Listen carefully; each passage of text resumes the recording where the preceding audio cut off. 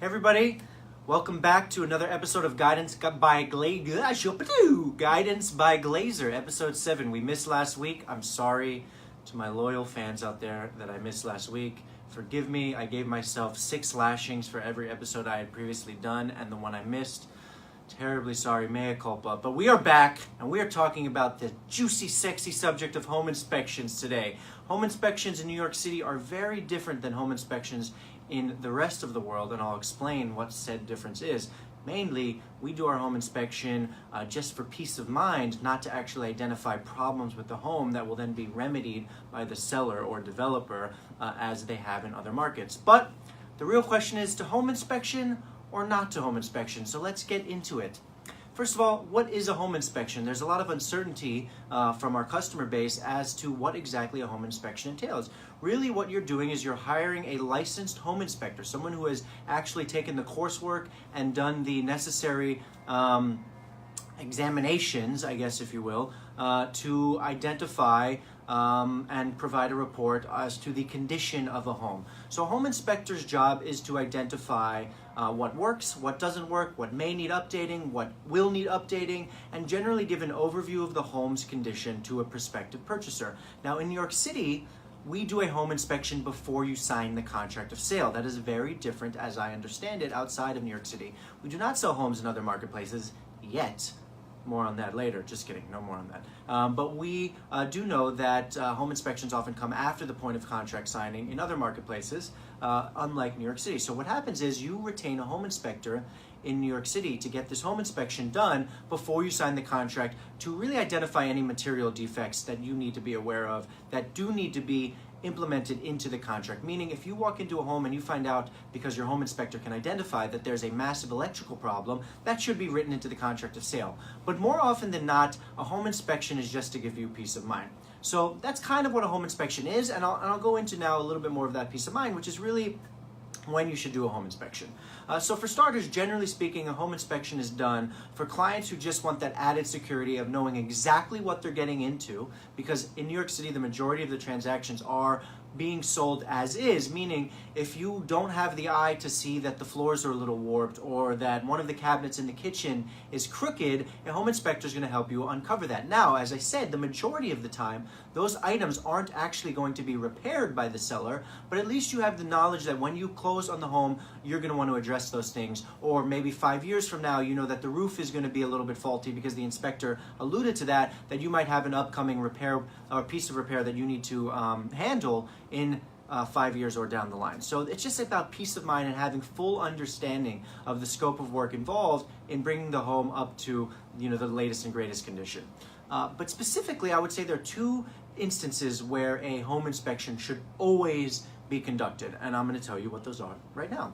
The first instance is in a garden apartment. So if you're buying something on the ground floor of a home, there are a couple things to be mindful of and why you want to get a home inspection. For starters, termites. Right? Termites are a very real issue in New York City and beyond, and quite frankly, most of them live in the basement or on the ground floor. They're eating through the woodwork, and they can cause a ton of destruction. So when you're buying into a garden apartment, you definitely want to have a home inspection completed, because that home inspector is going to be able to help you uncover the fact if there is termite damage. And termite damage is a material issue. It's a very real issue, and you want to ensure you're taking the necessary steps to either have the owner remedy those issues, or if they're not going to remedy them, you at least know what you're getting yourself into. Or in another scenario, you just decide that the termite damage or the termite problem is so bad that you want out of the situation entirely, which is also very fair. So garden apartments or ground floor apartments, or even in the rare occasion an English basement apartment, which is an apartment that is sub-level, that you need to even be more mindful of when you're doing when you're buying a space like that. The other factor would be a penthouse or top floor apartment. Now, why do you want to do a penthouse or top floor apartment? For starters, outdoor space and the roof, right? Typically when you do a top floor apartment, that means there's nothing else above you, and roofs are very sensitive. The membrane of a roof and the lifespan of a roof is limited, and therefore if you have a roof that is potentially leaky and problematic, you're the first person who's going to understand why the roof is an important component of a building, because that water is going to fall straight through the roof into your apartment. So you really want an inspector who's going to identify any potential water damage or moisture or anything that's going to suggest the roof is not stable, or even if the roof is stable, maybe there's something between the roof and your apartment ceiling that's indicating that water leakage is getting in. And water damage is another one of these things, like termites, that is extremely problematic, very hard to deal with, and can cause a world of problems. Insurance companies hate it, and it's just not something you want to have on your plate, especially as a homeowner. So if you're on the top floor of a building, you always want to get a home inspection done with a very, very focused eye on the ceiling and the roof. The same goes for if you're buying an apartment below a terrace, right? If someone owns an apartment with a beautiful wraparound terrace that layer cakes, or wedding cakes I should say, so meaning your apartment's bigger than the apartment above, and the apartment above has a terrace, that terrace is going to leak directly onto your apartment if there's a problem. And there's even more of a risk, because human negligence is if that homeowner, say, waters their plants and they're spraying their hose all over the place, and they're not really paying attention to the fact that the membrane of their roof is not really in good condition, that could cause massive amounts of damage onto your apartment. Now, in that scenario, the owner of that apartment would likely have their insurance pay for your damage, or they would pay for it themselves. Having said that, nobody wants to deal with that. It's a pain in the butt. Get a home inspector, see exactly what the condition of the home is, and all problems are solved. For me, those are really the 2 or 3 scenarios I think a home inspection should be completed at all times. It goes without saying that if you are buying a townhouse, you absolutely want to have a home inspection done, because you are checking mechanicals inside the space, and mechanicals require an expert inspector to really identify the condition and functionality of those. But having said that, if you are not buying a townhouse, those other scenarios are where I would invite you to have a home inspector come to your home. Now, when should you not do a home inspection? In reality, the majority of our clients are buying an apartment in a 5, 10, 12, 20, 30-story building, and they're buying the 2nd, 3rd, 4th, 5th, 20th, 25th floor, etc. In those scenarios, I'm not saying you shouldn't do a home inspection, but I would never really recommend a home inspection to a client in those scenarios unless they absolutely wanted one for this peace of mind factor that I addressed a little earlier.